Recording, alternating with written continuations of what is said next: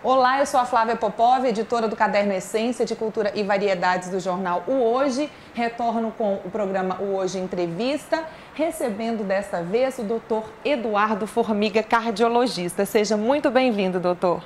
É um prazer, uma satisfação estar aqui informando ao público e a vocês. Prazer é todo nosso. Coisas. E eu começo perguntando ao senhor, doutor, o que são as doenças cardiovasculares e quais são elas?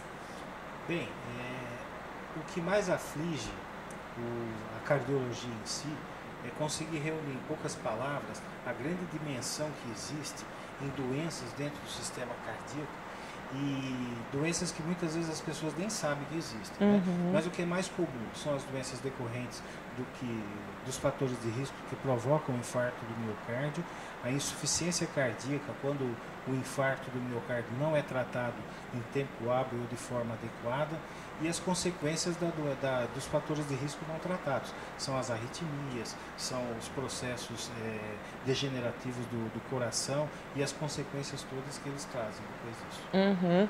Os problemas vividos hoje em dia pela maioria da população, decorrentes da falta de tempo, do estresse, ou seja, as doenças psicossomáticas, elas têm alguma relação com problemas cardíacos atualmente, mais do que antigamente? Como é que o senhor avalia? Certamente sim, porque na verdade o dia a dia, o estilo de vida que se leva, influencia diretamente nos fatores que desencadeiam uma crise aguda, por exemplo, de um infarto, por exemplo, sabe?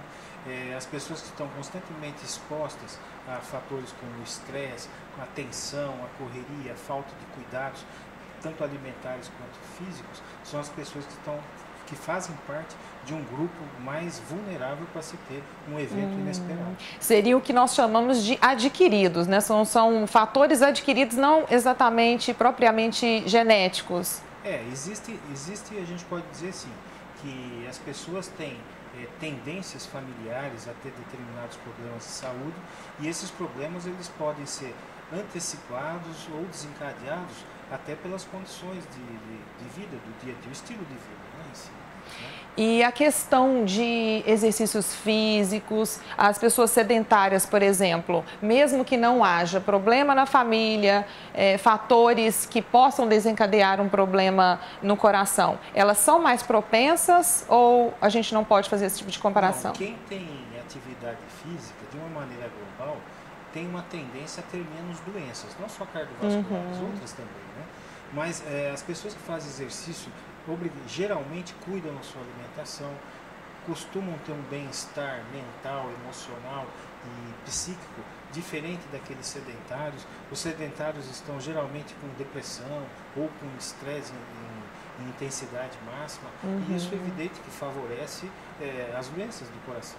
O coração, ele precisa de um movimento do corpo, né, para ele se manter saudável. Ele adquire treinamento, né? Porque conforme você tem atividade física, você treina o seu coração como se fosse um atleta, né? O atleta, aparentemente, ele tem uma saúde perfeita, porque usa o seu corpo. O coração, quando ele é bem treinado, ele também tem, em tese, um tempo de vida melhor, maior e melhor, né? Aproveitando a questão das atividades físicas, de vez em quando a gente ouve, né, dizer que o fulano estava numa academia e porque se exercitou demais e infartou. Nesse caso, o excesso de exercício pode ter sido a causa ou seria necessário avaliar o problema da pessoa, que provavelmente ela teria um problema genético? O excesso de atividade física provoca um malefício ao coração? Bom, quando não há uma programação específica, isso pode prejudicar não só o coração, como outros órgãos. Mas veja bem, os indivíduos que fazem exercício físico intenso, eles precisam, apesar de estarem fazendo exercício, eles precisam de avaliações médicas periódicas, inclusive para saber se os exercícios a qual estão realizando não estão comprometendo não só o coração, como outros órgãos, a parte óssea, a parte muscular, a parte pulmonar. É importante, e é lei, aliás é lei, né, que todas as pessoas, antes de ingressar, por exemplo, numa academia para fazer atividade física, elas têm que passar por um exame médico minucioso para ver se podem fazer uma carga pesada, ou tem que ser uma carga leve. E aqueles indivíduos que já têm doença cardíaca, eles são encaminhados para as academias e para locais especializados, após uma avaliação rigorosa, para poder estabelecer a intensidade do exercício que eles podem ter. Tá certo.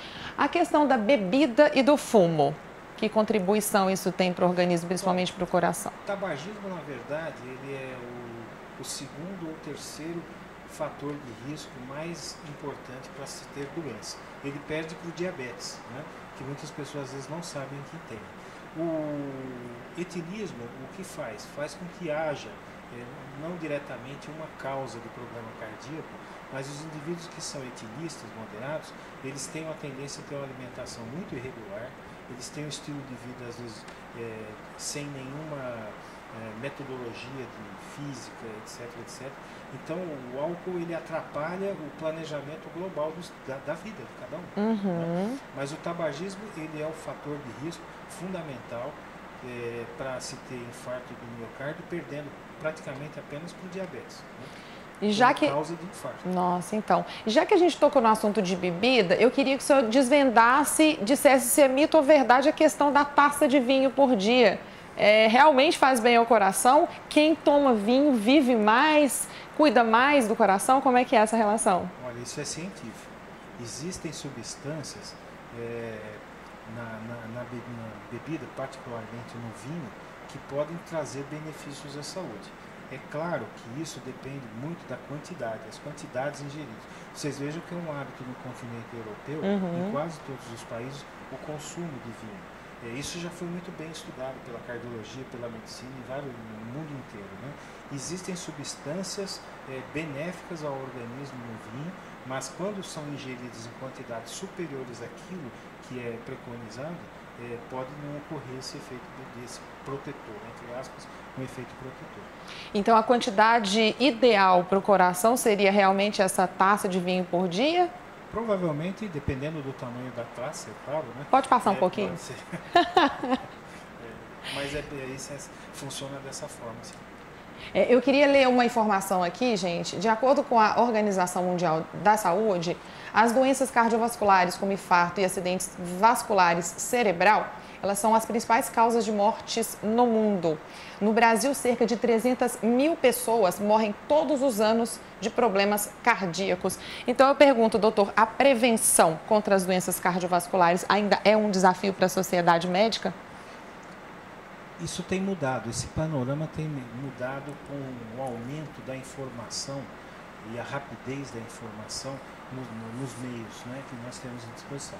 Infelizmente, a doença cardiovascular, principalmente o infarto agudo e insuficiência cardíaca, ainda é a principal causa de mortalidade no mundo, seja em qualquer país.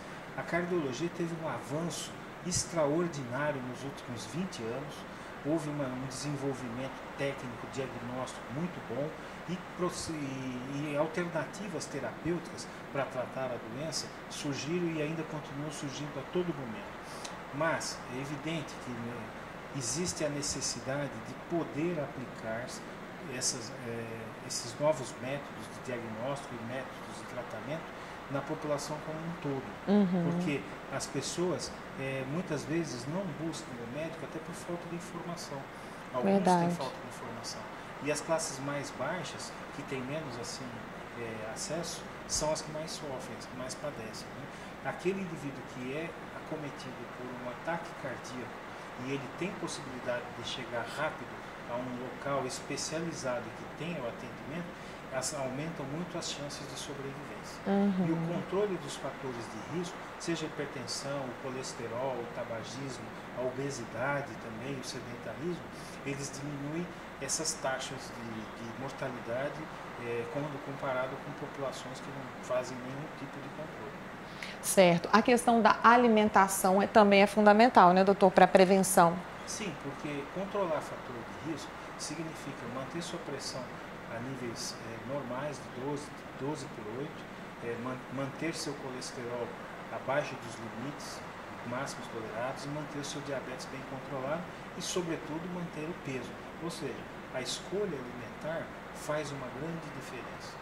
Doutor, outra pergunta. É verdade que a questão da alimentação da mãe com a criança ainda no ventre, é importante que seja uma alimentação de qualidade para que essa criança no futuro venha seja uma forma de prevenção para problemas do coração? Ou seja, a criança que é bem nutrida, bem alimentada ainda no ventre, ela pode está fora desse fator de risco? Não existem evidências científicas de que isso possa ocorrer, né?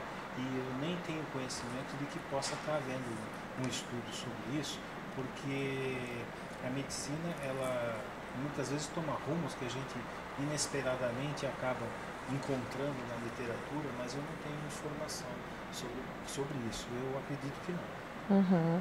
Mas é sempre importante, né? Desde o ventre, levar só coisas boas para o bebê, com certeza, eu né? acho que o que tem que mudar, né, em todas as pessoas é o conceito de que é importante se ter uma vida saudável, seja física, alimentar, seja emocional, porque isso ajuda não só a prevenção de doenças cardiovasculares, mas de outras doenças em si. No futuro nós vamos saber, nós vamos ter demonstrações de o quanto esses pequenos cuidados possam fazer diferença na nossa sobrevida, no tempo de vida. É isso aí. Até porque hoje nós sempre sabemos de casos de crianças, né, precocemente com problemas cardíacos, né? E a questão da arritmia, já tocando no assunto, porque a gente vê, nossa, a criança está com taquicardia ou está com o coração batendo devagar. Explica para a gente poder encerrar, por favor. A arritmia é quando o coração ele perde a capacidade, ou às vezes ele perde essa capacidade de manter a regularidade dos batimentos, mas geralmente as arritmias elas são consequências de algum outro problema de saúde, ou seja, então elas seriam secundárias a algum problema. Então, quando tem uma criança ou um adolescente que se queixa de algo que possa fazer pensar em arritmia, ela precisa ir ao médico para se verificar a possibilidade de outras doenças em outros órgãos ou sintomas que estejam desajustando os batimentos cardíacos. A maioria das vezes é isso. Tá certo. Eu queria agradecer ao Dr. Eduardo Formiga pela brilhante entrevista, pela maravilhosa contribuição. A gente espera que tenha contribuído para você também. Muito obrigada pela presença e a gente se encontra no próximo Hoje em Entrevista. Até lá. Uma satisfação imensa ter podido estar aqui.